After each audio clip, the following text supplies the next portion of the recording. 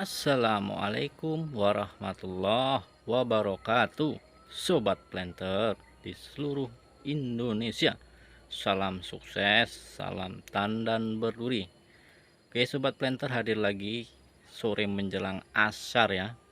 Itu terdengar berkumandang azan. Walaupun sayup-sayup suara terdengar, tapi kita tetap harus senantiasa menyimaknya ya. Oke, teman-teman semuanya masih ingat di sini tanggal 26 Juni 2023 ya.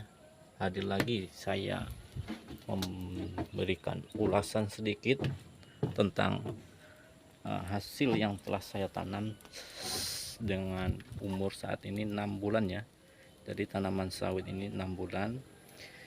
Jadi sawit ini sudah saya berikan perlakuan pemberian pupuk kimiawi sebanyak 4 kali, pupuk alami ataupun pupuk organik itu 2 kali ya, dan terakhir saya berikan pupuk penutup namanya pupuk jangkos.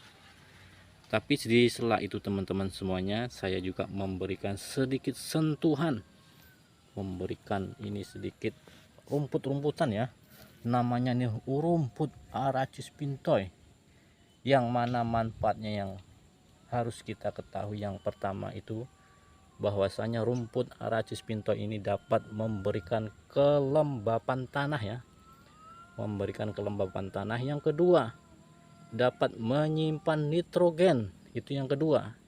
Yang ketiga, dapat mengendalikan gulma ya. Jadi yang ada di atas rumput Arachis pintoi ini enggak ada gulma satupun yang tumbuh ya. Nanti itu manfaat dari Arachis pintoi ya. Oke teman-teman semuanya, di sini yang akan kita kupas, kita bahas ini ada studi kasus sedikit teman-teman ya. Ini tanaman sawit baru usia tanamnya 6 bulan ya. Jadi usia masih vegetatif sekali, masih sangat sangat kecil sekali ya. Ini aja baru belajar membentuk batang, pelepah dan daunnya.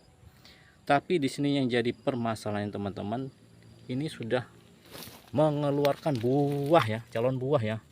Ini lihat teman-teman ya, ini ada seperti bentuk kerisnya mau tumpah ya teman-teman. Ini adalah calon bakal buah yang sudah mulai muncul.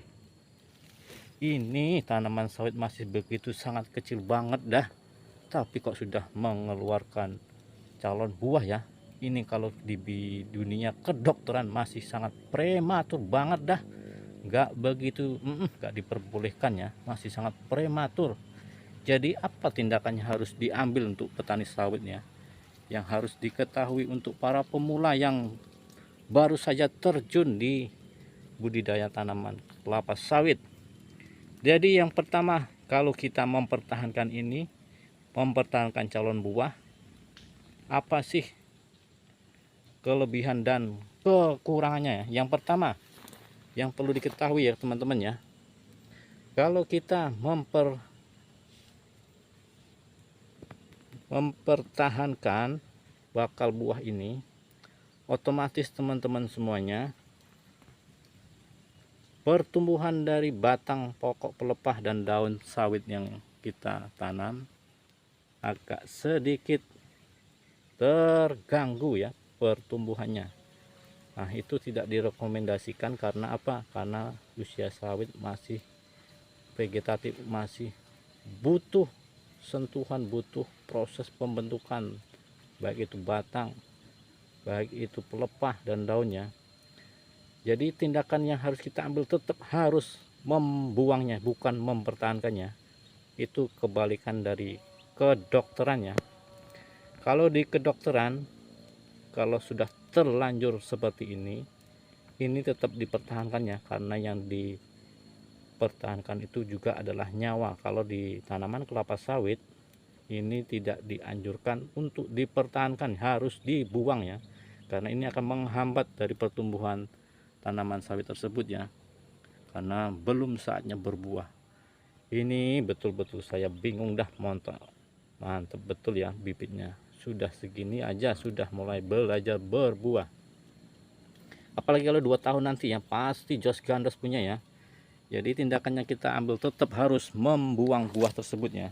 Karena apa? Karena itu dapat mengganggu dari kestabilan pertumbuhan, baik itu batang, pelepah dan daunnya, maka tidak dianjurkan untuk dipertahankan. Oke teman-teman semuanya, mudah-mudahan ini dapat menjadikan referensi untuk para petani sawit yang masih pemula, yang baru saja terjun di budidaya tanaman sawit ya.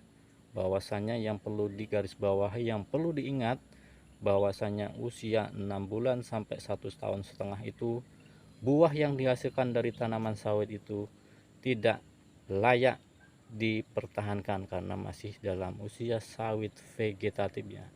Seandainya kalau sawit yang usia 1,8 bulan sudah terbentuk, baik itu batang pokok dan pelepahnya sudah membentuk ya, silahkan dipertahankan, itu tidak apa-apa, tidak masalah ya. Oke teman-teman semuanya, terima kasih, mudah-mudahan ini dapat bermanfaat bagi semuanya. Lebih dan kurang saya mohon maaf. Terima kasih semuanya. Assalamualaikum warahmatullahi wabarakatuh. Bye bye.